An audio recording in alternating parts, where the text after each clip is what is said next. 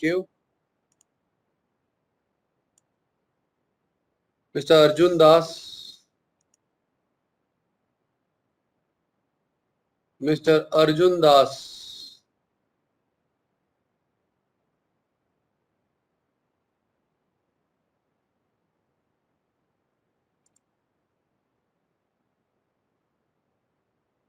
All of you, just a minute.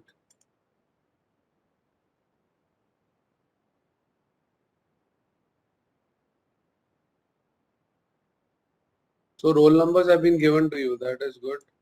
You already assigned.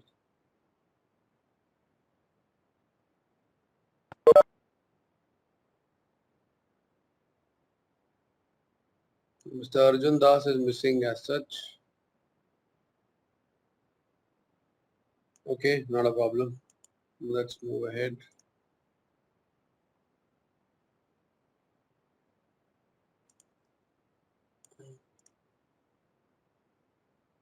Mr. Aditya Sharma. Mr. Aditya Sharma.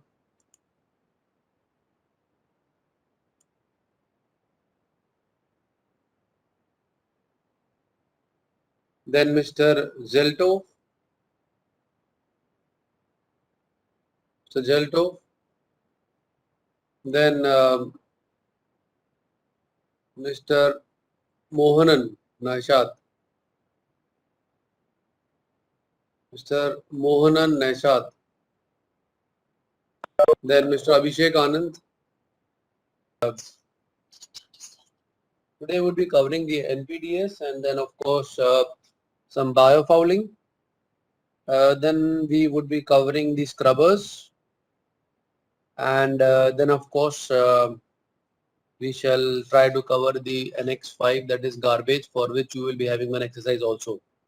So which one would you like to go in with first? I am leaving the choice to you. Garbage, scrubbers, or NPDES and biofouling. So should I? Okay, NPDES. Okay. Okay, so may I please here ask you, what is your understanding of the term NPDES and what are you doing with respect to NPDES on the ship? That's all. You need not be accurate in your answers, but please do reply. And if any one of you don't have an idea much about it, then you can just reply as NS, not sure. But then please do reply. What is NPDES?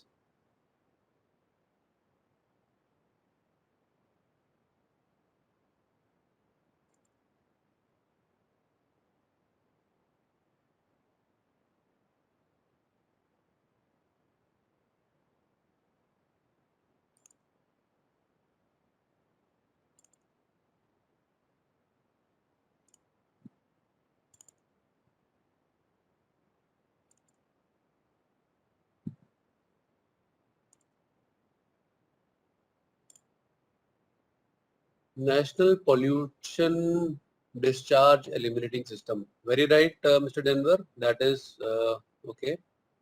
Specifically for US, very good. Deals with biofouling. Is it related to biofouling? Okay. Reduction and prevention of pollutants going into the sea in US waters. Good. National Pollutant Discharge Elimination System consists of 27 list of pollutants. National Pollutant Discharge. Okay. Okay. Now, while in US, the NPDES comes into being. Okay, so when you are in the US waters, then NPDES is applicable. So it is primarily only for the period, for the time for which you are in the US waters. Number one. Number two, let us try and understand what this actually is. As early as 1973, the US had implemented CWA, that is Clean Water Act. What had they implemented?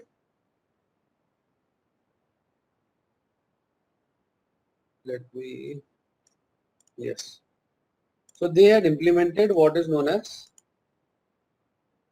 Clean Water Act, and this was implemented way back in 1973. They were that aware about their about the pollution of their waters.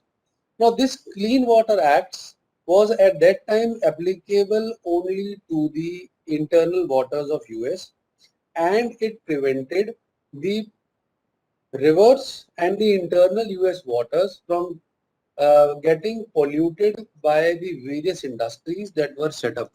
So it prevented the discharge of pollutants into the river or the internal waters like Great Lakes and other internal waters of the US. Clear? Now, later on in they extended its ambit to the sea-going vessels also, and to the into their navigational waters. So under this Clean Water Act, they started this NPDES system. Okay, that is, and they extended the ambit of this Clean Water Act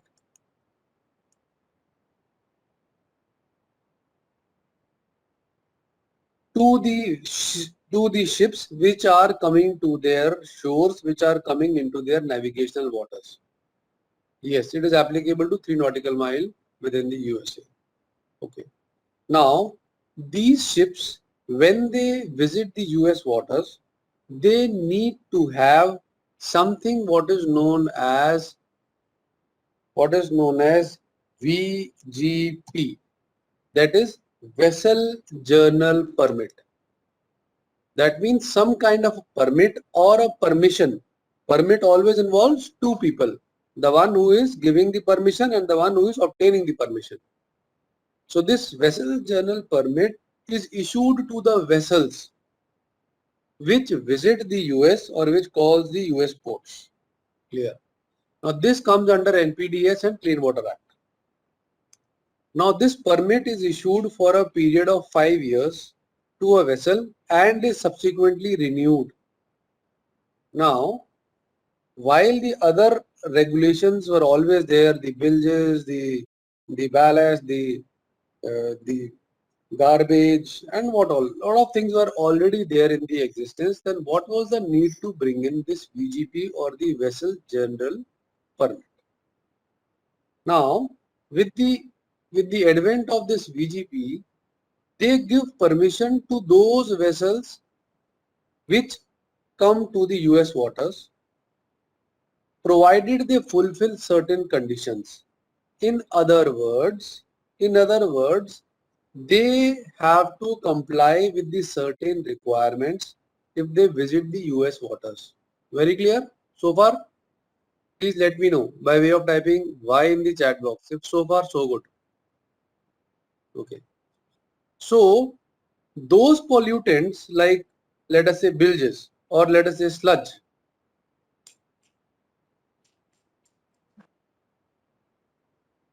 let us say bilges. These pollutants are already covered by other annexes. That means VGP had to cover something which is not covered by these annexes. So what VGP did, they themselves formulated a list of about 27 pollutants.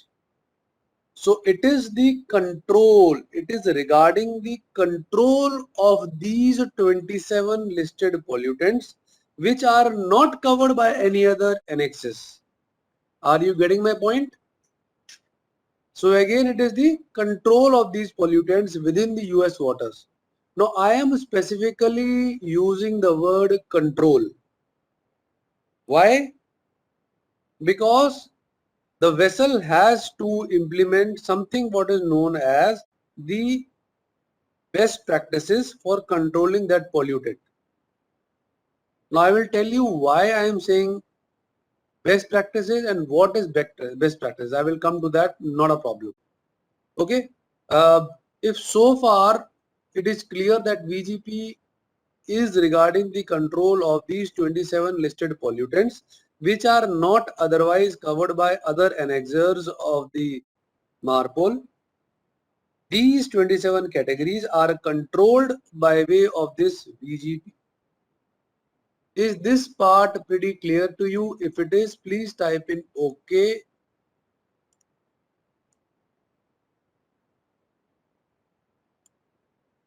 Very good.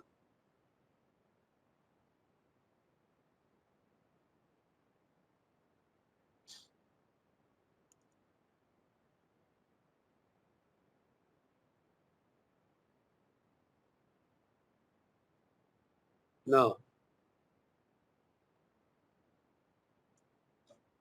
so obviously you will be curious to know what are these 27 categories which are covered, isn't it? So let me just go one by one.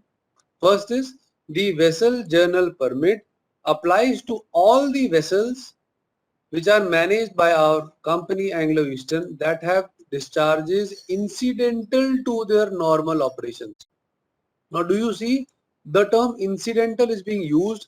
That means whenever we are running a vessel, these discharges will inevitably occur. These discharges will be there whenever we are operating or running the vessels. Clear? So these are incidental to their normal operations. Even during the normal operations, these are incidental things in the waters of the United States. Number one. All waters of Great Lakes are covered which are under the US territory. Then flag of the vessel or duration of the stay in the US water does not matter. You may stay for 1 day, you may stay for half a day. Once you are in the US waters, then this VGP is applicable to you. That means you need to have the vessel general permit, then only you can go into the US waters, number one. And the terms of VGP will be applicable to the vessel, to your vessel while you are in the US waters. Okay. Now, what is a pollutant as per the definition? Now, already MARPOL is covering several pollutants, isn't it? Already MARPOL and EXERS are covering several pollutants. Yet, here they are defining the pollutants. All discharges from a vessel into the water from normal operations other than which are regulated by other regulations. Can you see? Other than which are regulated, which are already regulated by regulation. That means these are the other normal operating pollutants.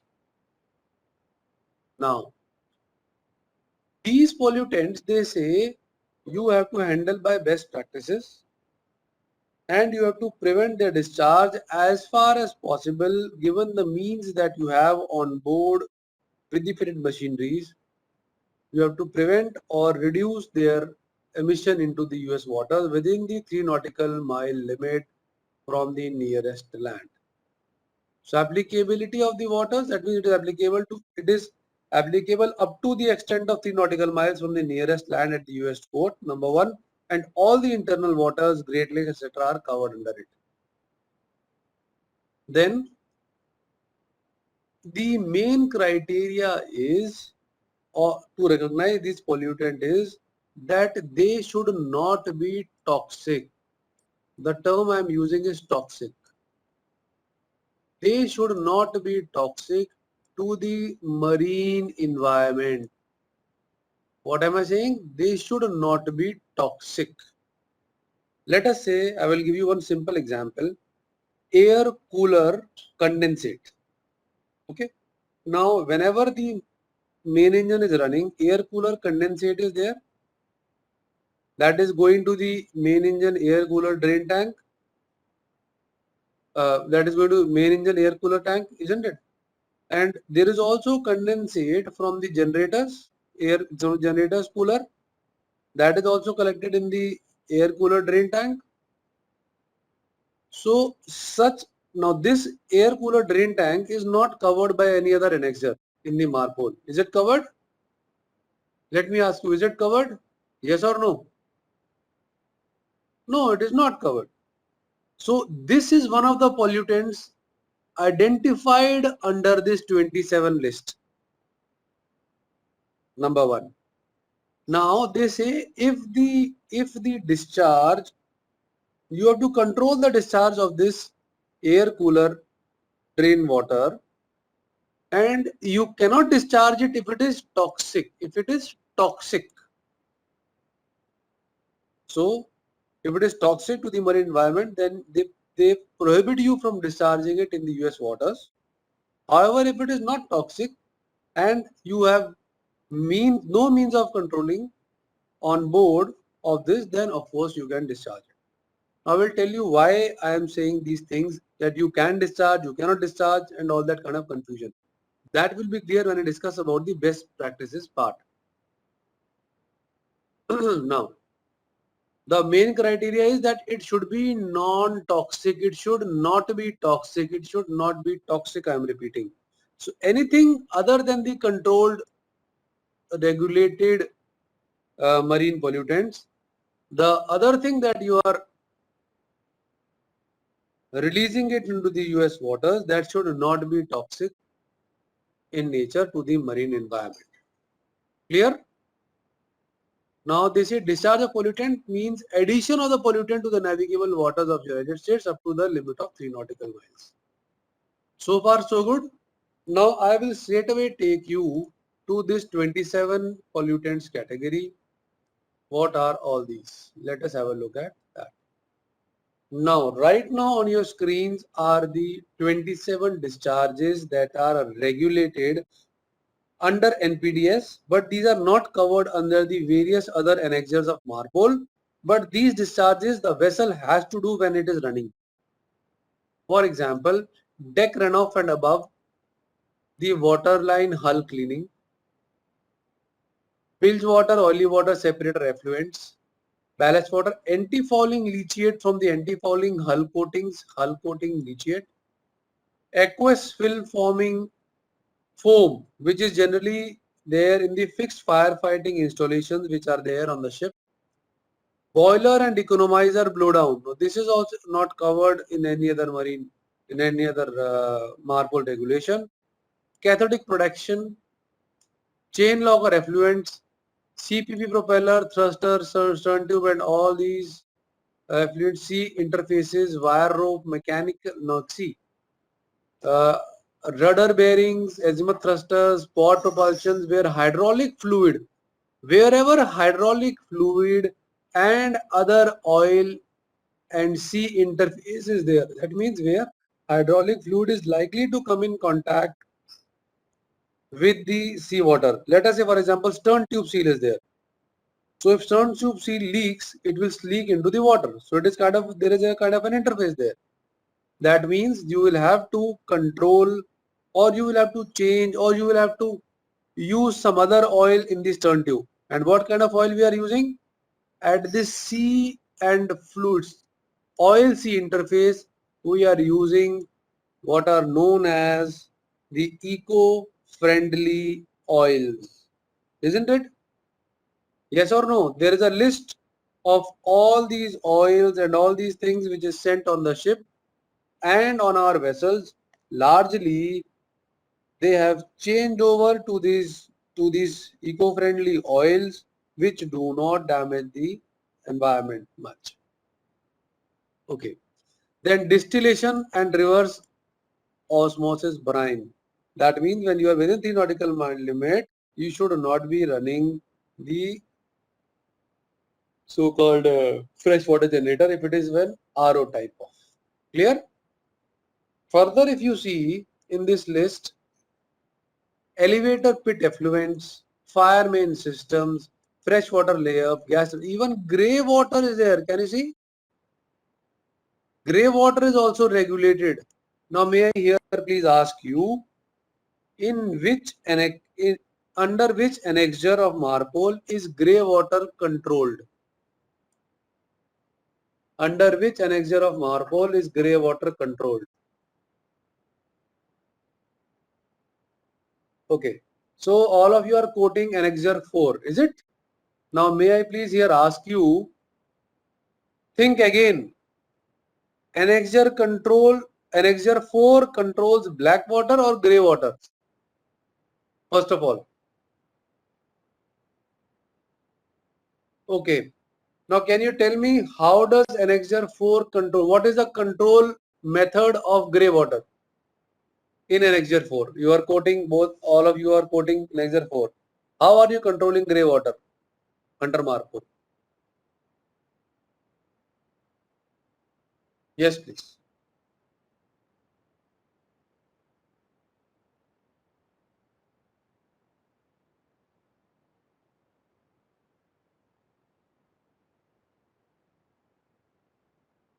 Yes, I'm waiting for the answer. You can even switch on your mic and tell, not a problem. So my question is grey water really controlled under Annexure 4? Think.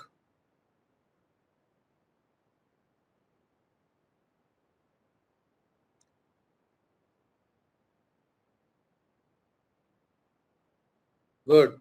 So in other words, it is only the black water which is controlled under Annexure 4.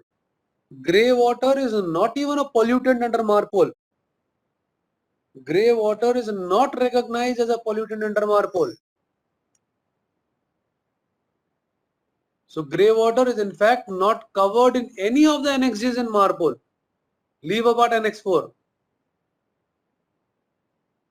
Is that clear? So if someone asks you, is grey water covered under MARPOL? No, it is not covered under grey water is not covered under MARPOL. Not at all. Annexure 4 is all about controlling the black water. Am I clear? If that is understood, please type in OK. Now it is not covered under MARPOL, but under NPDES it is covered. And NPDES is localized. It is in the US waters. Are you getting my point? Now NPDES, under NPDES grey water is covered. It is not covered under MARPOL, and NPDES is a local requirement of the US. Good. Now further, gasoline, motor gasoline, combustion discharge, non-oil machinery discharge, wastewater. Now see, refrigeration and air condensate discharge. This is also not covered under MARPOL, but yes, it is coming under NPDES. So you can discharge this provided it is not toxic. But if it's toxic and you doubt about it, then it is rather better to retain it in the ship's tanks. Let us say if you have main engine air cooler tank. Is that clear? Is that clear? Now I am sure under the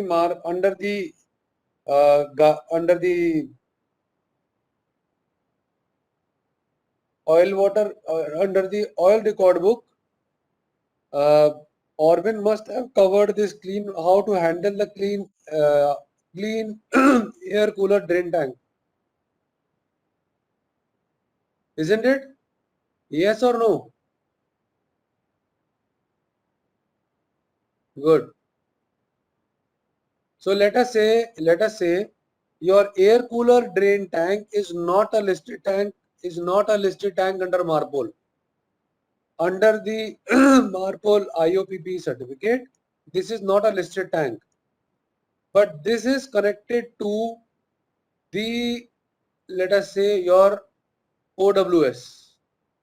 That means the only way to discharge it is through OWS. So tell me, will you be making an entry in oil in ORB? And if you will you be making an entry in ORB when you are discharging it through OWS? Very good. So how would you be making what entry? I mean, like under what code you will be making an entry? Under which code you will make an entry of the discharge of the contents of the refrigeration air conditioning condensate tank if you are using OWS.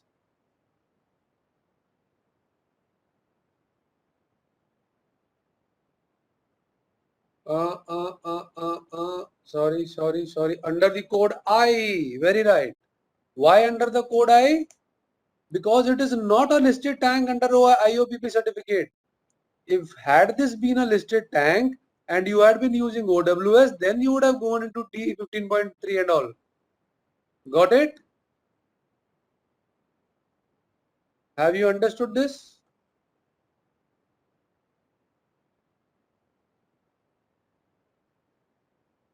Very good. So I am open to any kind of queries. Even if you have any queries related to ORB, you can ask me. I am sure you must have got the exercise for the oil record book also.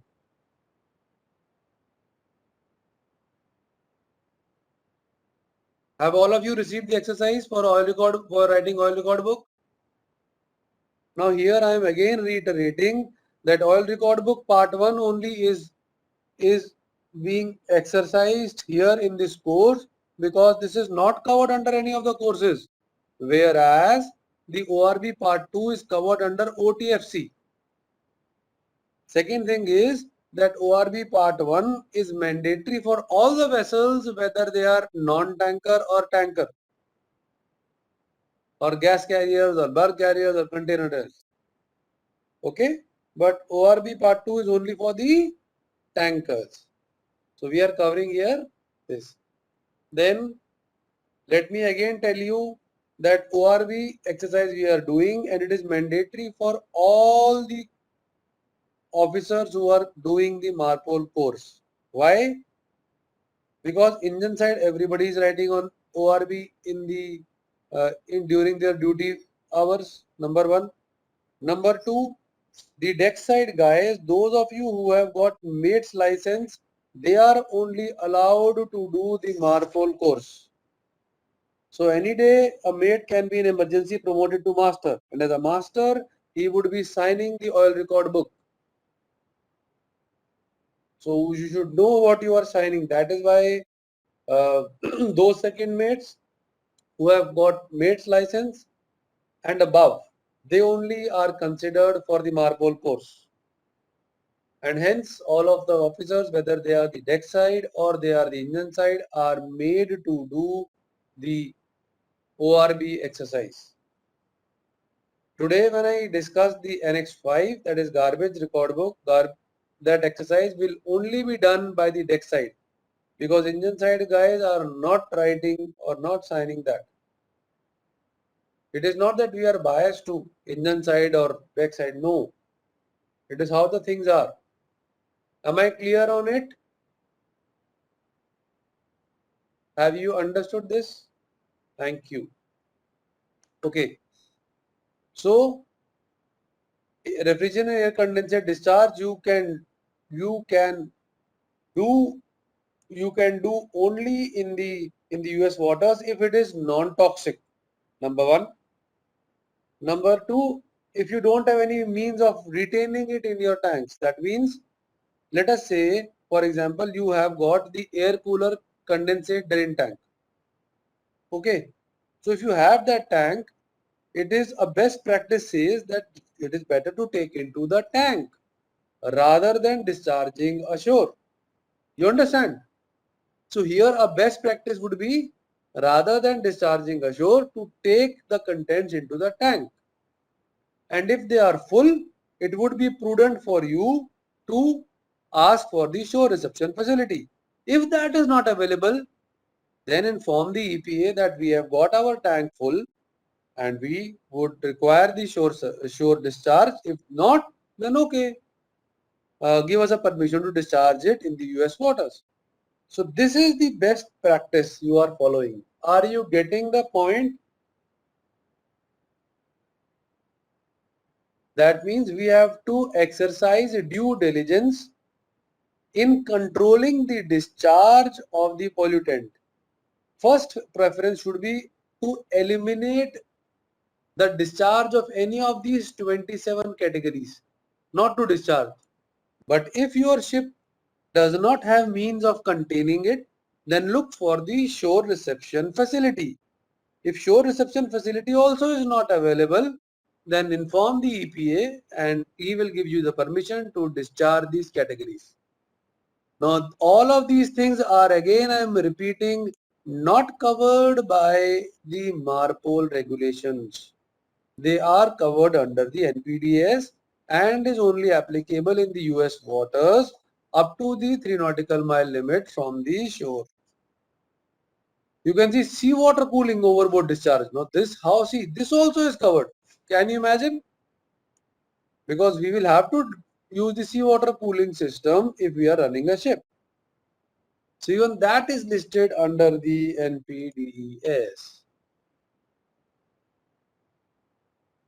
So underwater ship husbandry is also coming as a part. Well deck discharges, grey water, exhaust gas scrubber and all that kind of stuff.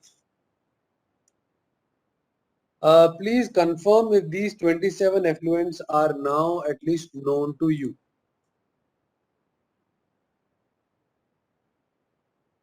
And why they are there in the NPDES? Because they are not covered by MARPOL with in any other annexures. Okay. So far so good. Now let us see how are the NPDES requirements. How are the NPDES or VGP, Vessel General Permit terms, enforced in the US waters? Let us see that. EPA is the custodian, that is Environmental Protection Agency of each of the US state. In other words, US is a congregation of several states. Now, each of the state, California will have its own, like for example, or any other state would have its own EPA. So every state has its own EPA, and over and above the minimum national EPA requirements, these states are free to impose their stringent EPA requirements. So, for example, while any other state like New York and other state, you will see that EPA requirements are less. California may be one state where the EPA requirements are stringent. So every state in US will have their own set of EPA requirements. So it is prudent for the master to ask from the agent if there is any other specific requirement of EPA with which the vessel should follow if the vessel is visiting the US waters or that particular state. So EPA is the custodian of these regulations and will be the central enforcement agency who decide on the penalty. So on whatever penalty the vessel will be given in case they are not complying with the EPA requirements, then that would be decided by the central enforcement agency. And USCG is authorized to check the EPA requirements, NPDES VGP requirements. So USCG can come on board and will ask you, okay, show us the NPDES record book. Are you filling it up regularly? Are you following the terms regularly? Okay, along with the other IPSC items, they can. Whose mic is on?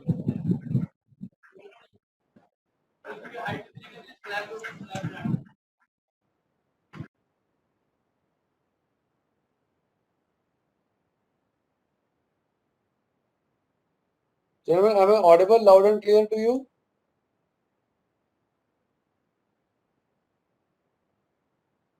Okay. Then every state will have its own environmental protection agency. State environmental agency have decided. So sometimes you will see that either USCG inspectors will come and check the NPDES requirements, whether they are being followed by the vessel or not, or you will see that some states may have their own inspectors for EPA. They will come on board the vessel and check whether you are following the EPA requirements or not. Is that clear?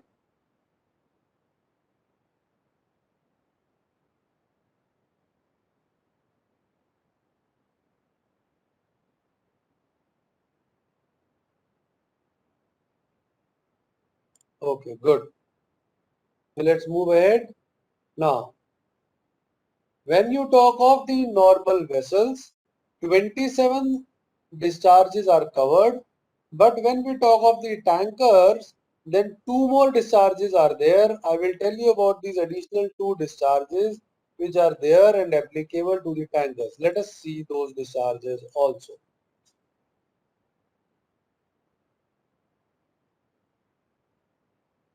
Okay, these are the other two discharges, that is deck seal water discharge and inert gas system scrubber water discharge.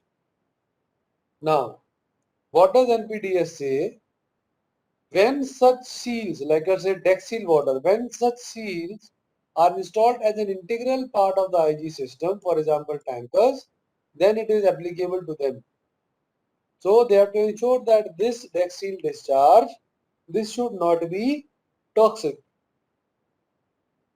to the marine environment. Similarly, that goes true for the inert gas scrubber discharge. Now, since you don't have any tanks which can contain this, so obviously you can carry out to discharge it in the US waters. Clear?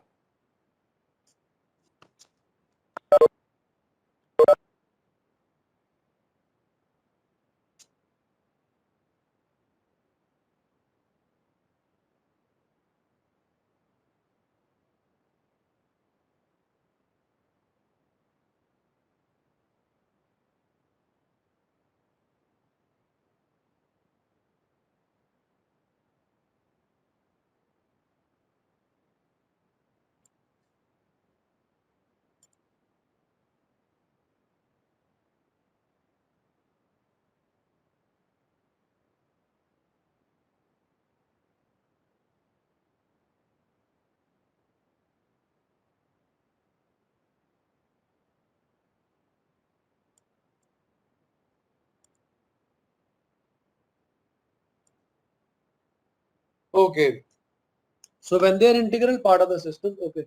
Normally we allow these two systems overboard in US by considering that they both are non-toxic. Yes, yes, Mr. Subhaya, very right. Very right. So see, now when I discuss the best management practices, then you will understand this part. Okay.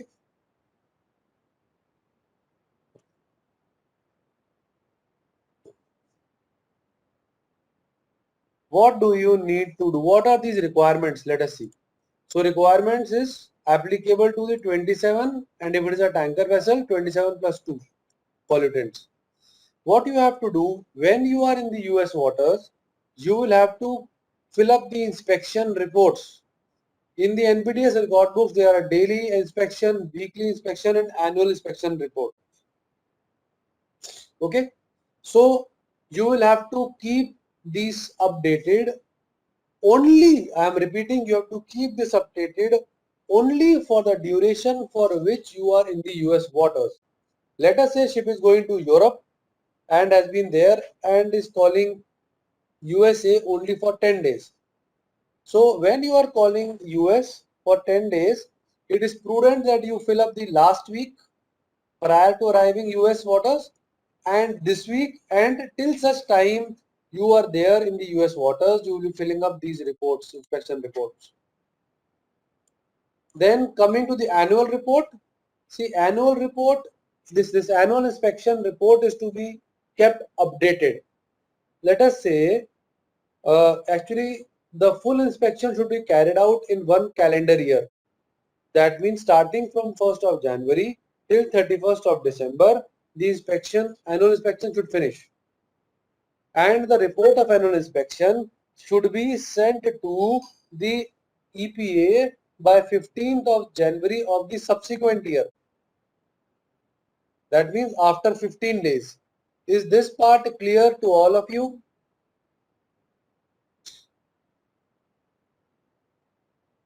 Good. Very good. Now, let us say you go in the US in the month of June. So maybe you have only carried out a part inspection of the ship. So your annual report will not be filled up. So your previous year's annual report should be updated up to date, while this year's some inspection should have been carried out, and whatever inspection you have carried out, that should be updated in the annual inspection report. Is that clear?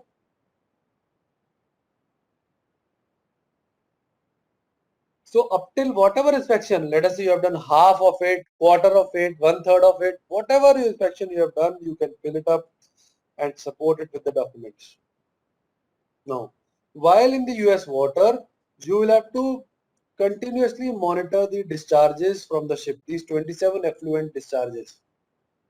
This requires ship to follow the best management practices. I repeat, it is all about following the best management practices on these 27 NPDES pollutants. Now, this would require detailed record keeping, and this also requires a separate training. That is why this is included in the NPDES here in the MARPOL course itself. So we are giving everyone this separate training about the control of the discharge of these 27 effluents from the ship, which are incidental when the vessel is run but are not covered by other annexes. Then onerous. If you are not following these, then onerous civil and criminal penalties are there for non-compliance. Is that clear? I will tell you about what are the penalties also. So if compliance problems are found, if there is some issue, if some discharge of, let us say, aqueous film forming substance has happened, or let us say any issue has happened with those 77 categories, then you will have to write a report, immediate report, not a detailed one, to the EPA when the incident occurs on your vessel, and after 5 days, or within the 5 days, within the 5 days, you will have to send a detailed report about the incident, citing the corrective actions what you have taken and what will be taken to prevent this incident from occurring in future. Okay? So corrective action forms integral part of that report. Second thing is VGP contains severity based triggers for corrective action. So if you don't take a corrective action, then severity based penalties are there. Time based deadlines are there for taking a corrective action. So 24-hour reporting is to be done, first reporting, and second reporting within the 5 days, the detailed report. So even if we don't go to the US for 2-3 years, we have to send the annual report. See, if you don't go to the US waters for, let us say, 3 years, so what is the point in filling up annual report? No need. But now if you are going after 3 years, the current year's annual report should be ready for inspection for whatever part of it you have inspected. Okay.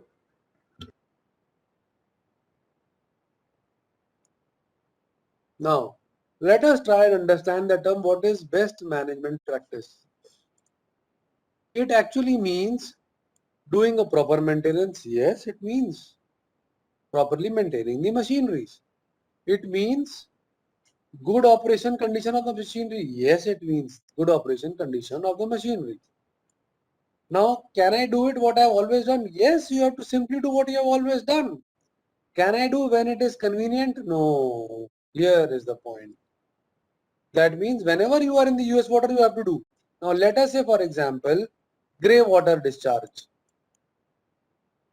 Okay.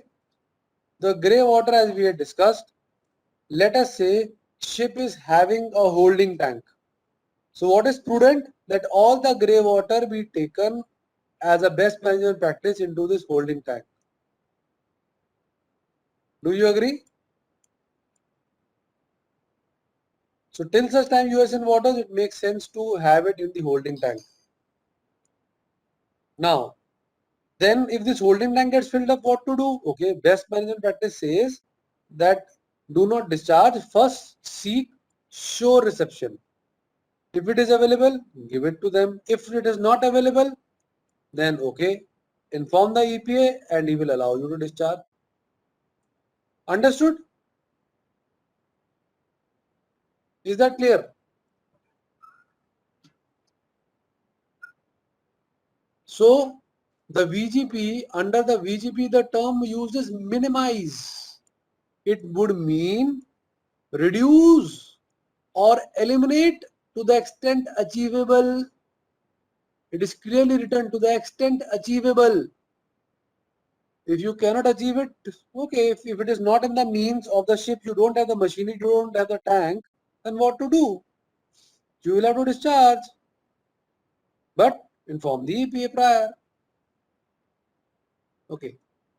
So anytime they can come and they can check the effluent, whether this is toxic or not. So first attempt should be eliminate. If you are not able to eliminate within the means which are there on the ship, which are technologically available to you and which are economically feasible and practicable to you, if they not, then you can discharge and achievable in the light of best management practice. I hope now the term BMP or the best management practice is clear to you. If you still have any doubt in understanding, please let me know. If no doubt, just type in ND.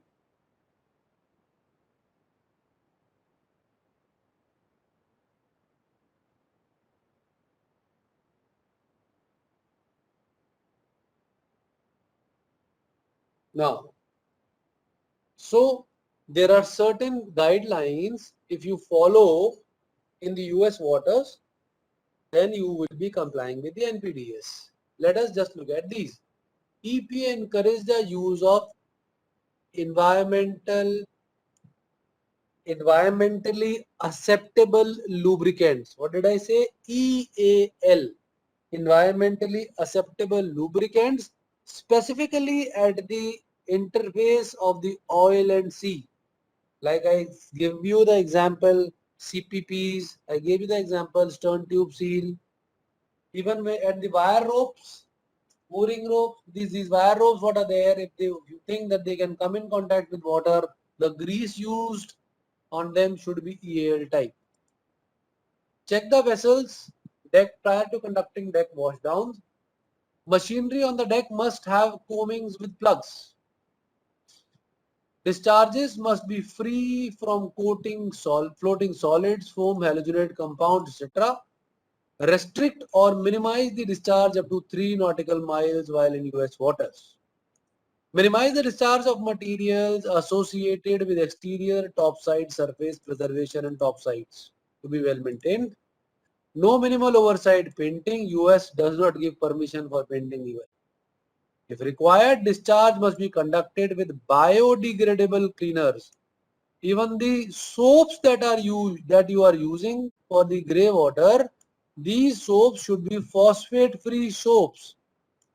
There is an agency which is FIFRA. FIFRA is an agency in the US which approves these use of the chemical. So whatever cleaning agents you are using on the ship are to be FIFRA approved. In other words, actually our company, whenever the vessel goes to the US, they only supply the FIFRA approved chemicals on board. Is this part clear to you?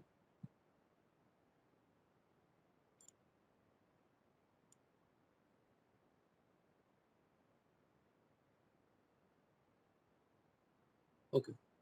So regarding the reports, I have already told you when you are in the US waters, you have to fill up the routine daily and weekly self-inspections, analysis and monitoring of grey water, ballast water, exhaust scrubber, more comprehensive annual inspection report, and it should be up to date. And this report should reach latest by 15th of January of the next year, that is after 15 days of the completion of the calendar year. And then very important part, you should also have a dry dock inspection report. So EPA wants that dry dock inspection report should be available, and I will tell you what they check specifically in the dry dock inspection report. Give me 1 second. Now why it matters to you? Because there are penalties. Non-compliance, if you are not complying with the EPA requirements or the permit terms requirements, or you are doing falsification of reports, or you are not disclosing or concealing any information, then of course you see tampering with or rendering or tampering any monitoring device, then imprisonment of 2 years and or US dollars 10,000 fine, or both can be given to you. And for the subsequent punishment, subsequent violations, these penalty terms will be doubled. That means if you repeat it, then it will be doubled. Further, if you make any false statement or write down anything wrong or quote anything wrong, then you will be charged 10,000 US dollars fine and or imprisonment up to 6 months. Similarly, for subsequent terms, subsequent violations, these penalty terms, they are doubled. So that is why you are concerned. Okay. Now, what I want to show you here is the NPDES record book.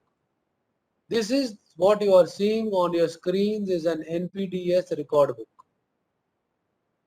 So before I go to the record book, let me show you the dry dock inspection report. So a dry dock inspection report should have, are you able to see this on your screens? Please confirm. So a dry dock inspection report should cover all these points. Can you see?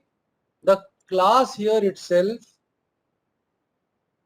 ABS class here itself is declaring in the dry dock these things. So you can obtain this from the class in the dry dock report. Following things. What all things? Chain lockers have been cleaned for both sediment and living organisms. Vessels, hull, rudder, thrusters, sea chests, etc. have been inspected for attached living organisms, and other organisms have been removed. It is verified from the paint manufacturer's certificates that the new anti-fouling paint applied for the vessel's underwater area does not contain any biocides or toxics that are banned in the US.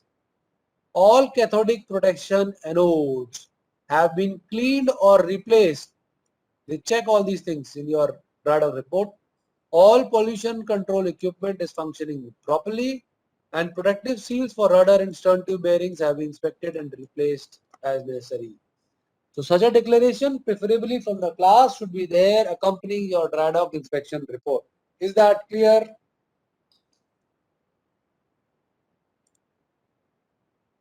NPDES record book, something looks like this, which is there on your screen. Here you have the instructions for filling up the NPDES record book. You can go through it whenever you are free. Remember, all of these record books are available to you in knowledge management system. You can log into the CMS LMS system, learning, or the knowledge management system KMS, and access all these record book, access all these manuals, access all SMS manuals for that matter. And on the ships, of course, you have them as their soft copies also available to you. Okay.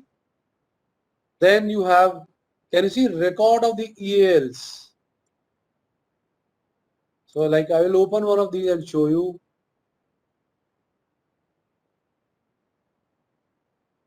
EPA requires that all vessels must use an EAL in all oil to sea interfaces, unless technically infeasible, if you cannot use it technically.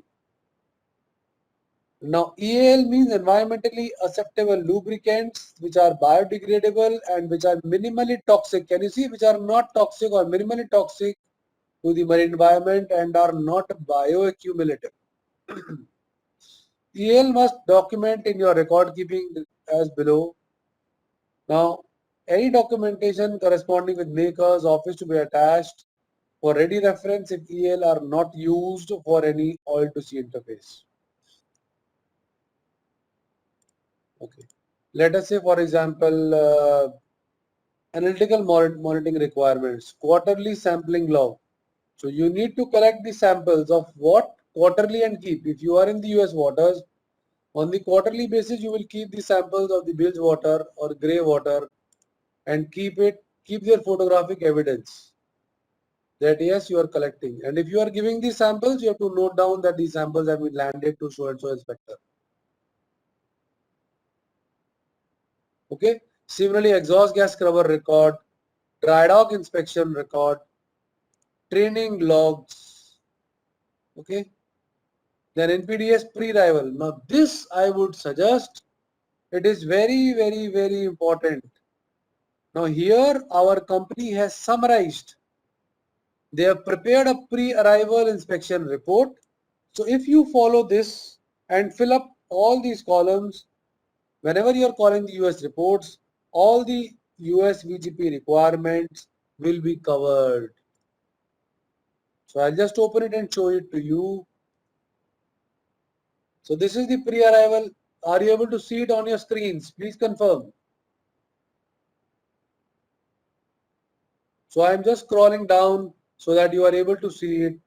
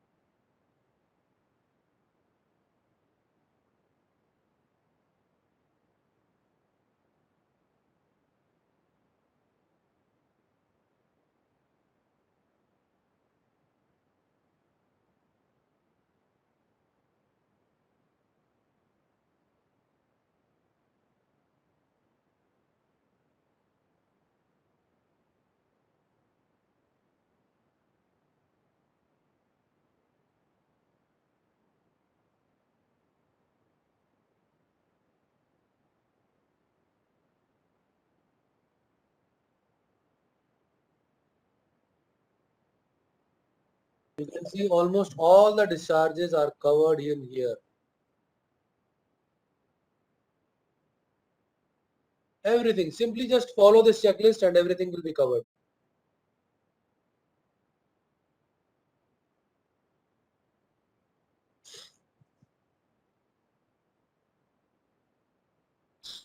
So gentlemen, I guess this sums up all about NPDES. If you have any queries, any questions regarding NPDES, please ask me now. You are free to ask. If no question, just type in NQ.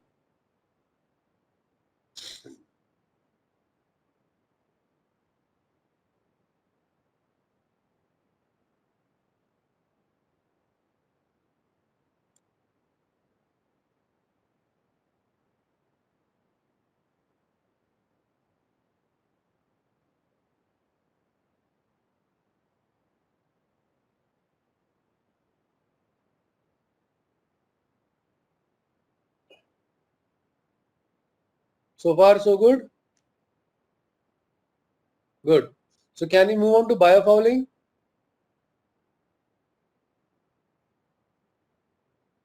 Good. So just one simple thing uh, regarding the biofouling. What do you understand by the term biofouling?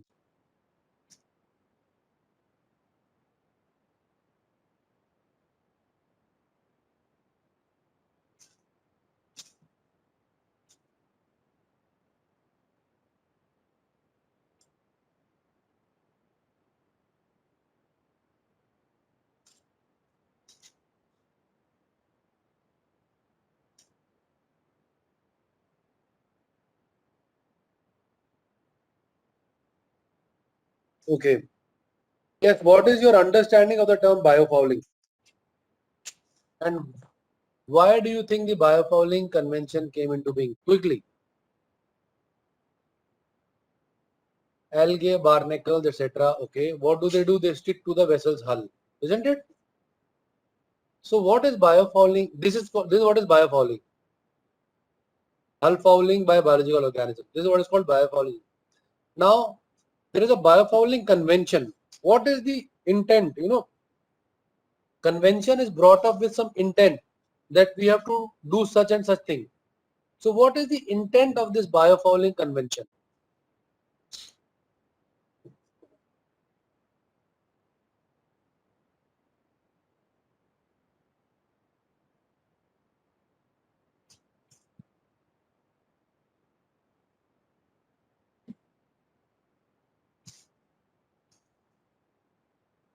I haven't got any answers as yet.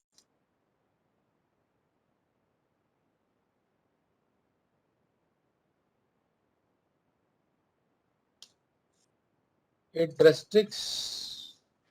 Okay, good. So let me tell you first and foremost thing, not to transport foreign species. Okay. Now, wait a minute. Of course, we want to prevent the transport of the foreign species from one place to other. Of course.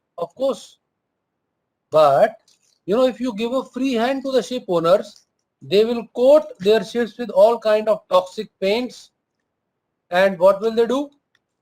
These toxic paints, the algae or barnacles would never cling to, and they would become safe, isn't it?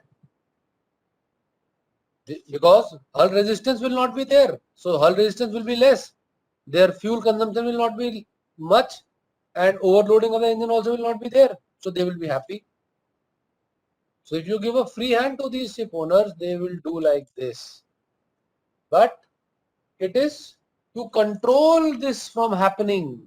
It is to control this from happening. In other words, the intent of this convention is to check whether the ship owners are not using these toxic paints and all. They are not using these TBTs.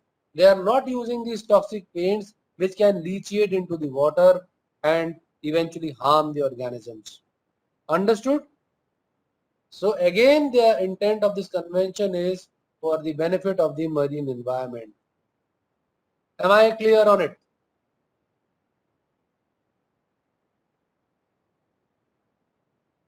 So if someone asks you, what is the intent of this convention? Intent of this convention is not to save fuel by preventing biofouling.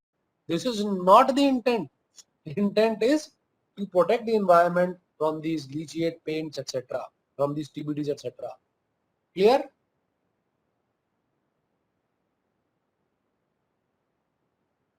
Good. So I'll quickly cover this.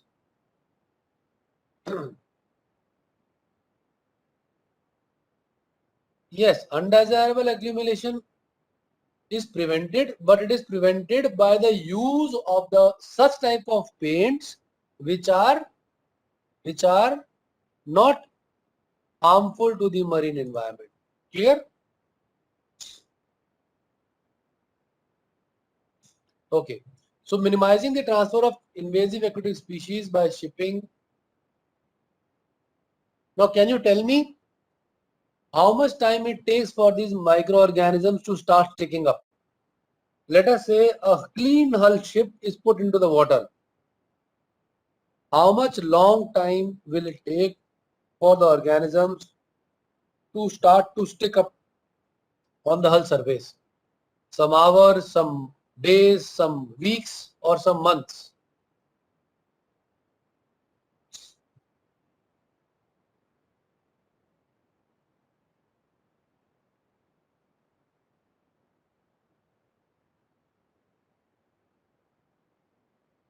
I've so far got only one answer. Okay. Two. What about others?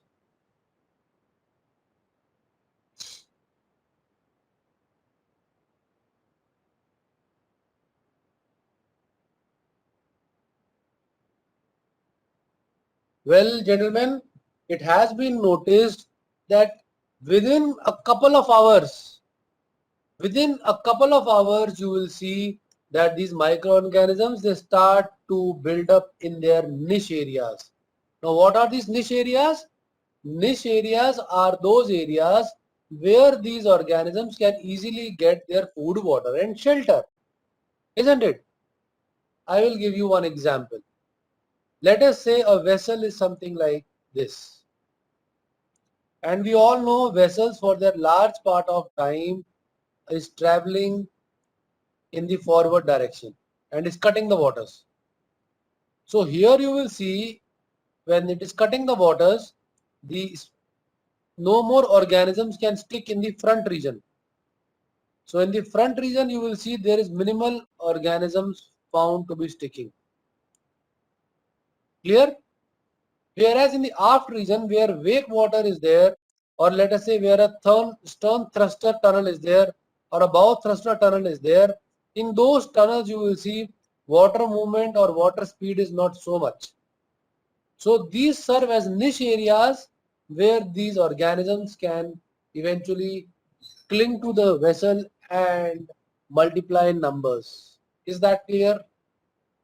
These are called as the niche areas, N-I-C-H-E. N-I-C-H-E. These are the niche areas. Is that clear? Please confirm. If so far, so good. Very rightly, some of you have pointed out that it would depend on lot of factors that how quickly these biofouling starts, isn't it? So actually it would depend on lot of factors. It would depend, see, you can see a photo from underwater inspection, all barnacles, sea chest, all filled with barnacles.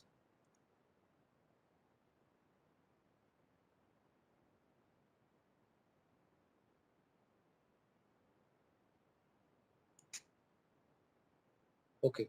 It would depend upon the design and construction of the ship. It would depend upon the operating profile of the ship, how much biofouling is there. It would also depend upon the maintenance history of the ship. When I say design and construction, it means number and location of the niche areas. If the ship does not have, let us say, bow thruster or stern thruster, so niche areas are less in number. If the ship does not have bilge keels, niche areas are not there, isn't it? So the lesser the number of niche areas, the lesser will be the amount of biofouling. Then second is it would depend upon the ship's operating profile. How much time the ship is operating at its full speed, at its eco speed. How much time the ship was moving in that entire month, or how much time it was anchored in the static waters, how much time it was there on the shore and at the anchorage. So these are the operating profile things. In operation, how much time the ship was at sea and what speed it was doing. Obviously, if the ship speed is higher, you will see on the front there will be minimal of the barnacles or biofouling.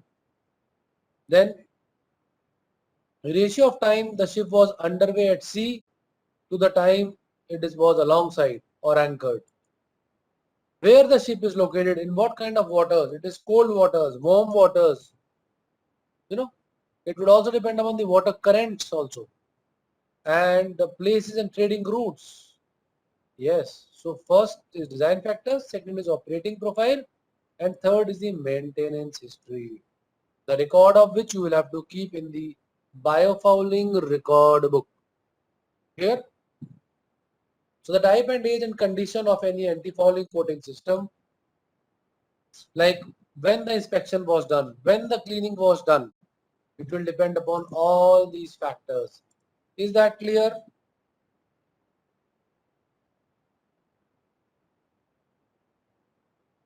So I will show you the biofouling record book. So can you see these are the chapters of the biofouling record book on your screen? Are you able to see it? A biofouling record book will have list of contents, introduction, ship's particular, description of what anti-fouling system the ship is using. What is the operating profile of the ship? So I will show you one of these parts like anti-fouling system, description. So what are the primary means of control of biofouling applicable to the ship?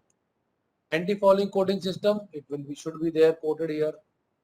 Biofouling resistant materials used or unpainted piping areas, it should be quoted here. If the ship is fitted with MGPS system, that is marine growth prevention system, in the internal waters, internal pipelines of the system, sea chest filters, internal sea chest filters, cooling, etc., that should also be there.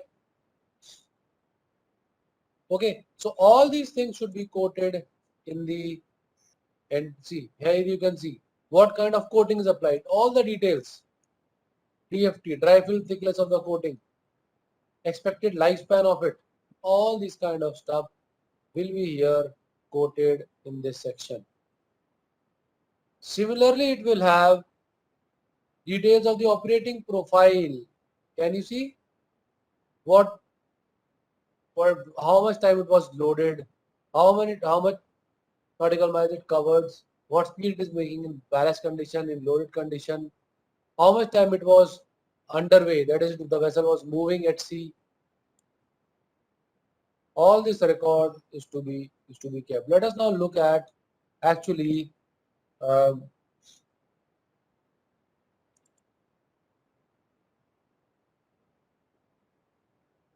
the biofouling record book. So completed records must be retained for the vessel's lifetime. This biofouling record book has to be there for the lifetime of the vessel. And after completion of operation, in a chronological, all the entries should be made in chronological order. So we need to look at what is there in the biofouling record book.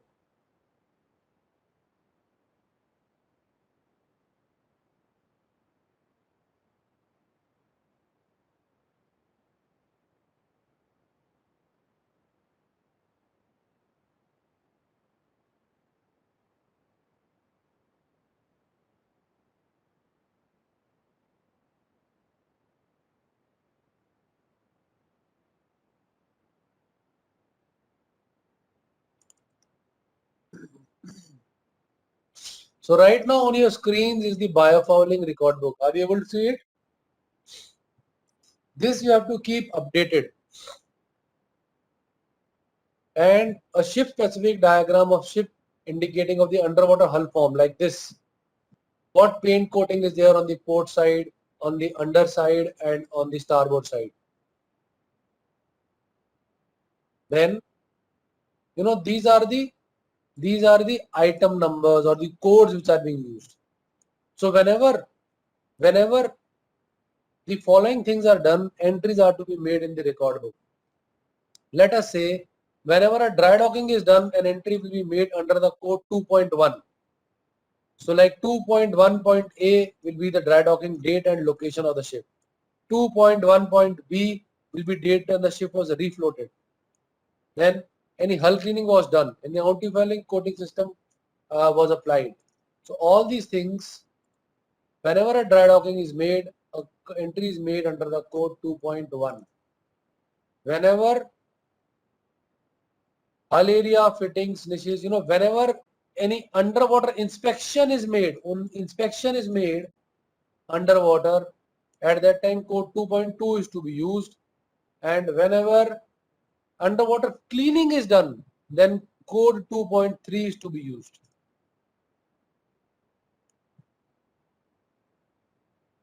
Whenever internal seawater system cleaning is done, code 2.4 is to be used. Whenever MGPS, you know, you are having that MGPS log, so MGPS log is to be kept under 2.5 code. Then periods when the ship time was inactive, you know, it was laid up. all code 2.6. Then period was operating outside the operating profile of the ship. So let us have a look at some sample entries to get an idea. Are you able to see this on your screens? So code 2.1.a, that means vessel has been in dry dock 2.1. This date it was out. Whatever was being done is like this. Then if any inspection is done, 2.2 is to be used. If any underwater cleaning is done, see, complete hull niche areas including sea chest clean. Cleaning by brush carried out. Soft localized barnacles and slime observed. All these things are to be noted down under the code 2.3. Likewise, an entries are to be made in the biofouling record book. So a vessel is required to have a biofouling management plan, and the plan I had showed you, and this biofouling record book is to be kept updated. Is there any doubt regarding biofouling or NPDES? If no doubt, just type in ND and please switch on your cameras.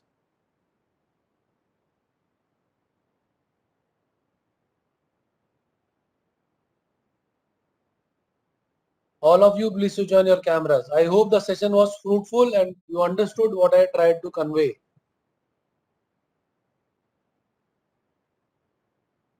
Yes, sea chest trainer cleaning, yes, is also entered. Very much. MGPS log is also filed in here in this record book.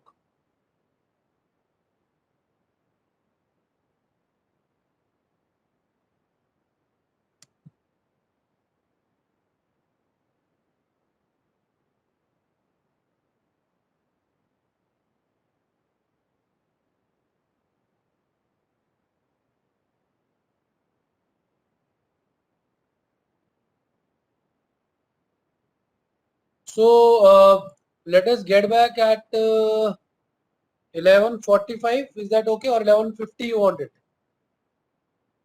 I want to give you a sufficient break.